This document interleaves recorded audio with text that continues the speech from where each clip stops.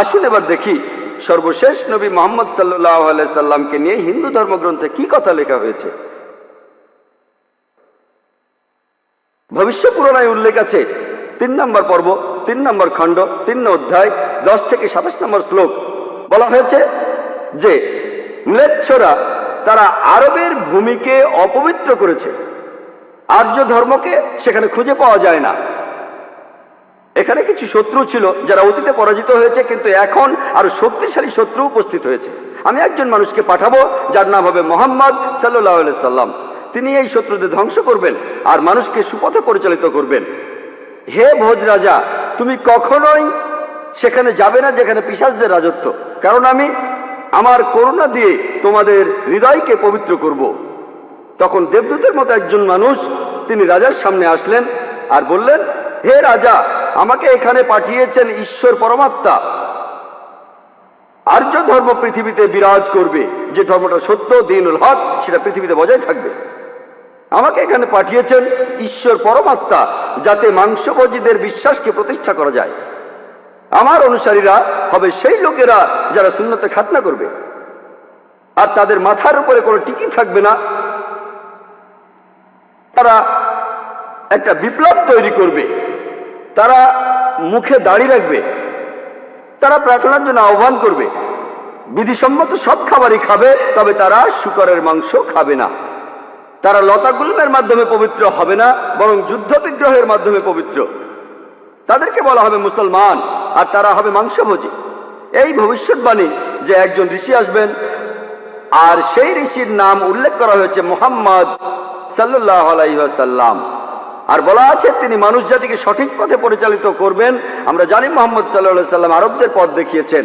সে সময়কে বলা হতো আয়ামে জাহেলিয়া, অর্থাৎ বিশৃঙ্খলার যুগ। তিনি তাদের আলো সন্ধান দিয়েছেন। আর বলা হয়েছে তার অনুসারীদের খাতনা করা থাকবে। মুসলমানরা খাতনা দেয়, তাদের মাথায় কোনো টিকি থাকবে না, মাথার পেছনে কোনো লেজ থাকবে না, মুসলমানদেরও থাকে না। তাদের মুখে দাড়ি থাকবে, মুসলমানরাও দাড়ি রাখে। তারা একটা বিপ্লব ঘটাবে, তারা প্রার্থনার জন্য আহ্বান করবে, আর সেটা হলো আজান। আমরা মুসলিমরা আজান দেই, নামাজের জন্য আহ্বান করি। তারা সব বিধিসম্মত খাবার খাবে, কিন্তু শূকরের মাংস তারা ছোবে না। আমরা মুসলিমরা শূকরের মাংস খাই না। তারা লতাগুল্মের মাধ্যমে পবিত্র হবে না, তারা পবিত্র হবে যুদ্ধ বিগ্রহের মাধ্যমে। আর পবিত্রকরণে আমাদেরকে বলা হয়েছে সত্যের জন্য যুদ্ধ করব, অন্যায় অবিচারের বিরুদ্ধে। তাদেরকে বলা হবে মুসলমান, তারা হবে মাংসভোজী। ভবিষ্য পুরাণের এই ভবিষ্যৎবাণী একেবারে পরিষ্কার ভাবে সর্বশেষ ও চূড়ান্ত নবী মুহাম্মদ সাল্লাল্লাহু আলাইহি সাল্লাম এবং তার অনুসারীদের কথা বলছে। মুহাম্মদ সাল্লাল্লাহু আলাইহি সাল্লামের নাম বিভিন্ন জায়গায় অনেকবার বলা হয়েছে, হাতে সময় নেই, সেজন্য ভবিষ্য পুরাণ থেকে কয়েকটা উদাহরণ দিচ্ছি। এই ভবিষ্যৎবাণী করা হয়েছে ভবিষ্য পুরাণের 3য় পর্ব, 3য় খণ্ড, 3য় অধ্যায়ের 5 থেকে 8 শ্লোকে। এছাড়া বলা আছে ভবিষ্য পুরাণের 3য় পর্বে 1ম খণ্ড, 3য় অধ্যায়ের 21 থেকে 23 নম্বর শ্লোকে।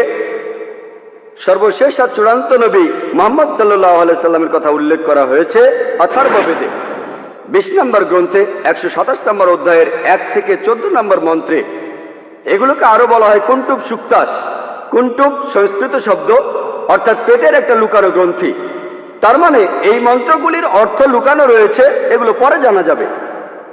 এখানে সবগুলো মন্ত্র নিয়ে আলোচনা করার মতো সময় নেই, আমি শুধু প্রথম 4টা মন্ত্র নিয়ে কিছু কথা বলবো। 1 নম্বর মন্ত্র বলছে তিনি হলেন নরসাংসা, তিনি হলেন কাওরামা, তিনি পরাজিত করবেন 60,090 জন শত্রুকে। 2 নম্বর মন্ত্র বলছে তিনি উটের পিঠে চড়বেন। 3 নম্বর মন্ত্র বলছে তিনি হলেন মামা ঋষি। 4 নম্বর মন্ত্রে তাকে আরো বলা হচ্ছে রেব। 1 নম্বর মন্ত্র বলছে তিনি হলেন নরসাংসা। নরসাংসা শব্দটা এসেছে নর থেকে, অর্থাৎ কোনো ব্যক্তি বা একজন লোক। আর সাংসা অর্থ প্রশংসা, কারো প্রশংসা করা। তাহলে নরসাংসা অর্থ যে ব্যক্তিকে প্রশংসা করা হয়।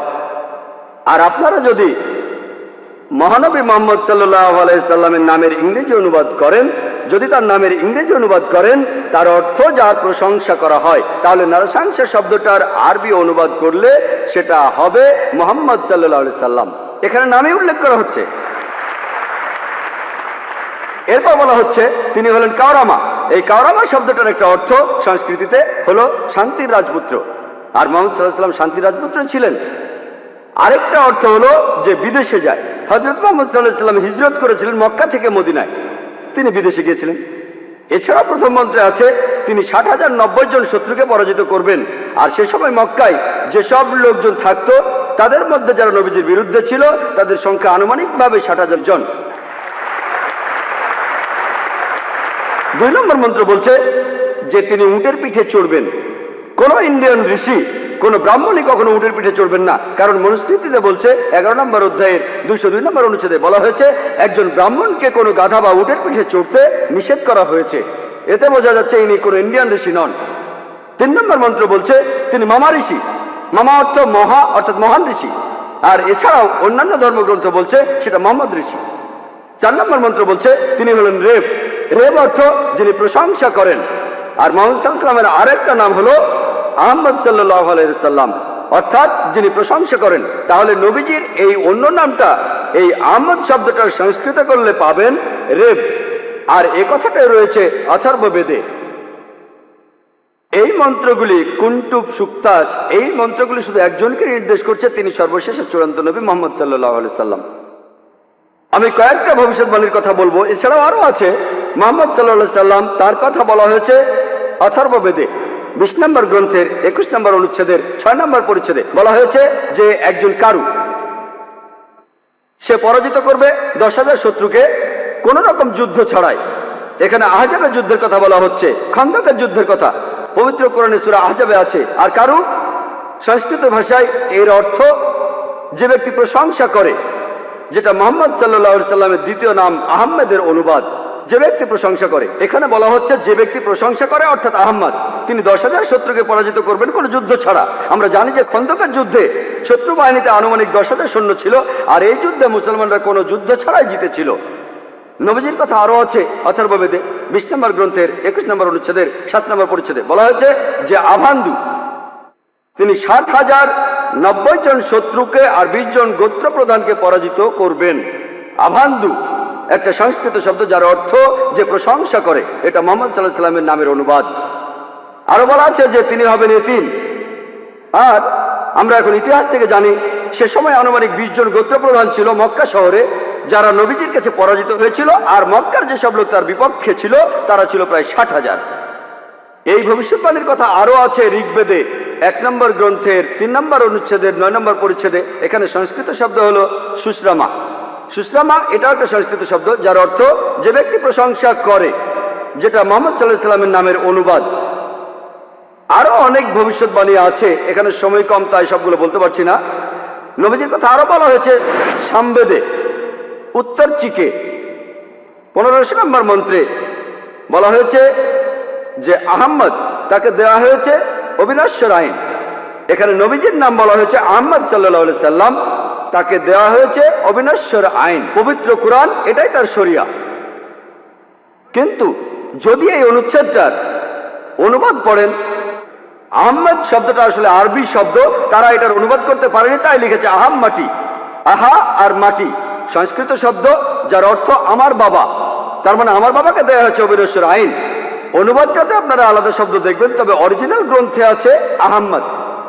এই আহমদ শব্দটা হিন্দু ধর্মের অন্যান্য গ্রন্থগুলোতেও রয়েছে, যেমন আছে সামবেদে ইন্দ্র 2য় অধ্যায়ের 152 নম্বর মন্ত্রে নবীজিকে আহমদ বলে ডাকা হয়েছে যজুর্বেদে 31 অধ্যায়ের 18 অনুচ্ছেদে। ঋগ্বেদের 8 নম্বর গ্রন্থের 6 নম্বর অনুচ্ছেদের 10 নম্বর পরিচ্ছেদে। এছাড়া মহানবী সাল্লাল্লাহু আলাইহি সাল্লামকে বলা হয়েছে আহমদ, সেটা আছে অথর্ববেদের 8 নম্বর গ্রন্থের 5 নম্বর অনুচ্ছেদের 16 নম্বর পরিচ্ছেদে। এছাড়াও আছে অথর্ববেদের 20 নম্বর গ্রন্থের 126 অনুচ্ছেদের 14 পরিচ্ছেদে। মহানবী সাল্লাল্লাহু আলাইহি সাল্লামকে শুধু আহমদ নামে ডাকা হয়নি, আহমদ উনার একটা নাম, তাকে আরো বলা হয়েছে নরসংসা অনেক জায়গায়, হিন্দু ধর্মগ্রন্থের অনেক জায়গায়। আর আমি আগেও বলেছি যে নরসংসা শব্দটা এসেছে নর থেকে, যার অর্থ একজন মানুষ বা একজন ব্যক্তি। আর সংসা যার অর্থ প্রশংসা, প্রশংসা করা। তাহলে নরসংসা অর্থ যে ব্যক্তির প্রশংসা করা হয়। এটাই হলো সর্বশেষ চূড়ান্ত নবী মুহাম্মদ সাল্লাল্লাহু আলাইহি সাল্লামের নামের সঠিক ইংরেজি অনুবাদ। নবীজিকে হিন্দু ধর্মের গ্রন্থগুলিতে অনেক জায়গায় নরসংসা বলে ডাকা হয়েছে।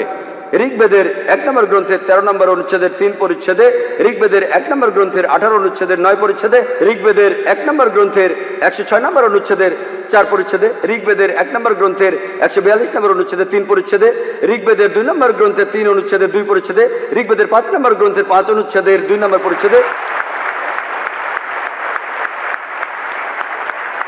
ঋগ্বেদের 7 নম্বর গ্রন্থের 2 অনুচ্ছেদের 2 নম্বর পরিচ্ছেদে, ঋগ্বেদের 10 নম্বর গ্রন্থের 64 অনুচ্ছেদের 3 পরিচ্ছেদে, ঋগ্বেদের 10 নম্বর গ্রন্থের 182 নম্বর অনুচ্ছেদের 2 নম্বর পরিচ্ছেদে, যজুর্বেদের 21 নম্বর অধ্যায়ের 31 অনুচ্ছেদে, যজুর্বেদের 21 নম্বর অধ্যায়ের 55 নম্বর অনুচ্ছেদে, যজুর্বেদের 20 নম্বর অধ্যায়ের 37 অনুচ্ছেদে, যজুর্বেদের 20 নম্বর অধ্যায়ের 57 নম্বর অনুচ্ছেদে, যজুর্বেদের 28 অধ্যায়ের 2 অনুচ্ছেদে, যজুর্বেদের 28 অধ্যায়ের 19 অনুচ্ছেদে, যজুর্বেদের 28 অধ্যায়ের 42 নম্বর অনুচ্ছেদে। এখানে শুধু রেফারেন্সগুলোই অনেকক্ষণ বলা যাবে। যেখানে নবী মুহাম্মদ সাল্লাল্লাহু আলাইহি ওয়াসাল্লামের নাম উল্লেখ করা হয়েছে তাকে বলা হয়েছে নরশংসা, অনেক জায়গায় বলা হয়েছে হিন্দু ধর্মগ্রন্থের। শুধু হিন্দু ধর্মগ্রন্থে মুহাম্মদ সাল্লাল্লাহু আলাইহি ওয়াসাল্লাম সম্পর্কে কি বলা আছে তার উপরই আমি একটা লেকচার দিতে পারবো। আমি শুধু আরেকটা ভবিষ্যৎবাণীর কথা বলবো কল্কি অবতার সম্পর্কে। আর নবীজিকে কল্কি অবতার বলা হয়েছে ভগবত পুরাণায় 12 নম্বর খণ্ড 2 নম্বর অধ্যায় 18 থেকে 20 নম্বর শ্লোকে বলা হয়েছে তিনি জন্মগ্রহণ করবেন যার ঘরে তার নাম বিষ্ণু ইয়াস, একজন মহাপ্রাণ ব্যক্তি যিনি শাম্বালা শহরের প্রধান, এবং তাকে যে নামে ডাকা হবে সেটা হলো কল্কি। 19 আর 20 নম্বর মন্ত্র বলছে যে তিনি হবেন এই পৃথিবীর সর্বময় প্রভু। তার থাকবে কিছু অসাধারণ চারিত্রিক গুণাবলী এবং তার থাকবে 8টি বিশেষ বৈশিষ্ট্য। 8টি বিশেষ বৈশিষ্ট্য তাকে দেয়া হবে একটি বাহন, একটি ঘোড়া, দেবদূত নিয়ে আসবে, আর তিনি একটি ঘোড়ায় চড়বেন, তার হাতে থাকবে তরবারি, তিনি শত্রুদের পরাজিত করবেন আর ফেরেশতারা তাকে সাহায্য করবে। এছাড়াও বলা আছে ভগবত পুরাণায় 1 নম্বর খণ্ডে 3 নম্বর অধ্যায়ের 25 নম্বর শ্লোকে যে তিনি জন্মগ্রহণ করবেন কলিযুগে। কল্কি অবতার জন্ম নেবেন কলিযুগে, যে সময় রাজারা ব্যবহার করবে ডাকাতের মতো। আর তিনি জন্মগ্রহণ করবেন বিষ্ণু ইয়াসের ঘরে এবং তার নাম হবে কল্কি। একই কল্কি অবতারের নাম উল্লেখ করা হয়েছে কল্কি পুরাণায় 2 নম্বর অধ্যায়ের 4 অনুচ্ছেদে। বলা হয়েছে যে তিনি জন্মগ্রহণ করবেন বিষ্ণু ইয়াসের ঘরে। কল্কি পুরাণা 2 নম্বর অধ্যায়ের 5 অনুচ্ছেদে বলছে তাকে সাহায্য করবে তার 4 জন সহচর তার ধর্ম প্রচার করতে। কল্কি পুরাণা 2 নম্বর অধ্যায়ের 7 অনুচ্ছেদে বলা হচ্ছে যে দেবদূতরা তাকে যুদ্ধক্ষেত্রে সাহায্য করবে। কল্কি পুরাণা 2 নম্বর অধ্যায়ের 11 অনুচ্ছেদে বলছে যে তিনি জন্মগ্রহণ করবেন বিষ্ণু ইয়াসের ঘরে এবং সুমতির গর্ভে। আর কল্কি পুরাণা 2য় অধ্যায়ের 15 অনুচ্ছেদ বলছে যে তিনি মাদল মাসের প্রথম অর্ধাংশে জন্ম নেবেন। শুধুমাত্র কল্কি অবতারের উপরে একটা লেকচার দেওয়া যায়। আমি এখানে সংক্ষেপে কয়েকটা পয়েন্ট বলছি। এই ভবিষ্যৎবাণী এগুলো বলছে। 1 নম্বর পয়েন্ট বলা হয়েছে যে কল্কি অবতার তার বাবার নাম সেটা হবে বিষ্ণু ইয়াস। বিষ্ণু ইয়াসের অর্থ দাঁড়াবে যে বিষ্ণুর উপাসনা করে, যে ঈশ্বরের উপাসনা করে। আর আমাদের প্রিয় নবী মুহাম্মদ সাল্লাল্লাহু আলাইহি ওয়াসাল্লামের বাবার নাম ছিল আব্দুল্লাহ। এটার অর্থ যে আল্লাহর উপাসনা করে, যে ঈশ্বরের উপাসনা করে। 2 নম্বর পয়েন্ট কল্কি অবতার যে মায়ের গর্ভে জন্মাবে তার নাম হবে সুমতি। যদি আপনি সুমতি শব্দটার ইংরেজি অনুবাদ করেন অর্থ দাঁড়াবে শান্তি। আর আমাদের নবীজির মায়ের নাম ছিল আমিনা, যার ইংরেজি অর্থ করলে দাঁড়ায় শান্তি। এরপরে বলা হয়েছে তিনি যেখানে জন্মাবেন সেই গ্রামের নাম হবে শাম্বালা। শাম্বালা শব্দটার অনুবাদ করলে অর্থ দাঁড়াবে একটি শান্তিপূর্ণ এলাকা। আমরা জানি মুহাম্মদ সাল্লাল্লাহু আলাইহি ওয়াসাল্লাম মক্কায় জন্মেছিলেন। মক্কার আরো একটা নাম ছিল দারুল আমান, অর্থাৎ কোনো একটি শান্তিপূর্ণ এলাকা। তাহলে একথাও বলা আছে যে তিনি মক্কায় জন্মাবেন। এছাড়া বলা আছে যে তিনি জন্মগ্রহণ করবেন শাম্বালা শহরের প্রধানের ঘরে। আমরা জানি যে তিনি মক্কার প্রধান ব্যক্তির ঘরে জন্মেছিলেন। তিনি মক্কার প্রধান ব্যক্তির ঘরে জন্মেছিলেন, কুরাইশ গোত্রে জন্মেছিলেন। আরো বলা আছে তিনি মাধব মাসের প্রথম অর্ধাংশে 12 তারিখে জন্মাবেন। আমরা জানি যে মুহাম্মদ সাল্লাল্লাহু আলাইহি সাল্লাম রবিউল আউয়াল মাসে প্রথম অর্ধাংশে জন্মেছিলেন 12 তারিখে। এই ভবিষ্যৎবাণী যে তিনি মাধব মাসের 12 তারিখে জন্মাবেন, এটার অর্থ রবিউল আউয়াল মাসের 12 তারিখে। এছাড়া আরো বলা আছে যে এই কলকি অবতার তিনি হবেন সর্বশেষ ঋষি। ঠিক এই কথাটাই কোরআনে আছে, সূরা আহজাবের 40 নম্বর আয়াতে উল্লেখ করা আছে যে মা কানা মুহাম্মাদুন আবা আহাদিন মির রিজালিকুম ওয়ালাকিন রাসূলুল্লাহ ওয়া খাতামুন নবিয়্যিন ওয়া কানা আল্লাহু বিকুল্লি শাইইন আলিমা। এর অর্থ মুহাম্মদ সাল্লাল্লাহু আলাইহি সাল্লাম তোমাদের মধ্যে কোনো পুরুষের পিতা নহেন, বরং তিনি হলেন আল্লাহর রাসূল এবং তিনি হলেন এই পৃথিবীর চূড়ান্ত নবী, তিনি শেষ নবী। নিশ্চয়ই আল্লাহ সর্ববিষয়ে জ্ঞাত।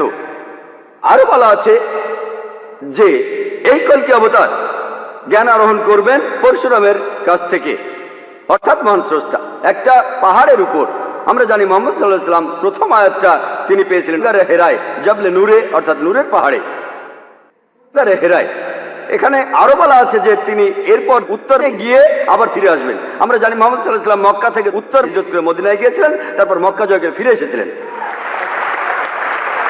আরো বলা আছে যে এই কলকি অবতার তিনি পুরো পৃথিবীর মানুষের জন্য একটি দৃষ্টান্ত। তার চরিত্র হবে একেবারে নিষ্কলঙ্ক। আল্লাহ পবিত্রকরণে বলছেন, সূরা কালামের 4 নম্বর আয়াতে উল্লেখ করা আছে যে অবশ্যই তুমি অধিষ্ঠিত হইবে সর্বোচ্চ মহান চরিত্রে। এছাড়াও বলা আছে যে কলকি অবতারের 8টি বিশেষ গুণ থাকবে। কলকি পুরাণা এবং ভাগবত পুরাণায় এই 8টি বিশেষ গুণ হল জ্ঞান, আত্মসংযম, অভিজাত বংশ, রিভিল নলেজ, সাহস, দানশীলতা, মহানুভবতা আর পরিমিত কথা। আর নবী মুহাম্মদ সাল্লাল্লাহু আলাইহি সাল্লামের এই 8টা গুণের সবগুলোই ছিল। এছাড়া আরো বলা আছে যে তিনি হবেন এই পৃথিবীর শিক্ষক। আল্লাহ পবিত্রকরণে বলছেন, আর সূরা সাবার 28 নম্বর আয়াতে উল্লেখ করা আছে, ওয়ামা আরসালনাকা ইল্লা কাফাতাল লিন-নাস বাশীরা ওয়া নাযীরা। আমি তো তোমাকে সমগ্র মানব জাতির জন্য প্রেরণ করিয়াছি তাহাদের সংবাদদাতা ও সতর্ককারী রূপে, কিন্তু অধিকাংশ মানুষই তাহা জানে না।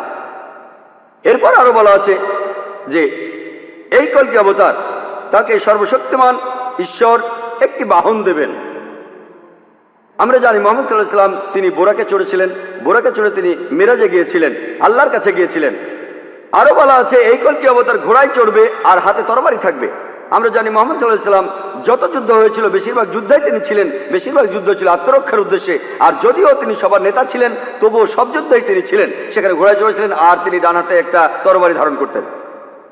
এরপর আরো বলা আছে যে এই কলকি অবতারকে সাহায্য করবে 4 জন সহচর, যাতে সত্যের ধর্ম তিনি প্রচার করতে পারেন। বোঝাই যাচ্ছে এখানে বলা হচ্ছে 4 খলিফার কথা, খোলাফায়ে রাশিদিন, হযরত আবু বকর, হযরত ওমর, হযরত ওসমান, হযরত আলী, আল্লাহ তাদের সবার উপর সন্তুষ্ট হন। পরে তারা হয়েছিলেন খোলাফায়ে রাশিদিন, সঠিক নির্দেশ পালনকারী ইসলামের খলিফা, ইসলামকে ছড়িয়ে দিয়েছেন।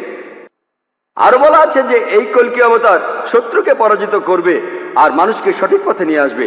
আমরা জানি মুহাম্মদ সাল্লাল্লাহু আলাইহি সাল্লাম শত্রুকে পরাজিত করেছিলেন আর আরবদের তিনি আয়ামে জাহেলিয়া থেকে, অজ্ঞতার যুগ থেকে সত্যের পথে এনেছিলেন। আরেকটা কথা বলা আছে যে দেবদূতরা তাকে যুদ্ধের ময়দানে সাহায্য করবে।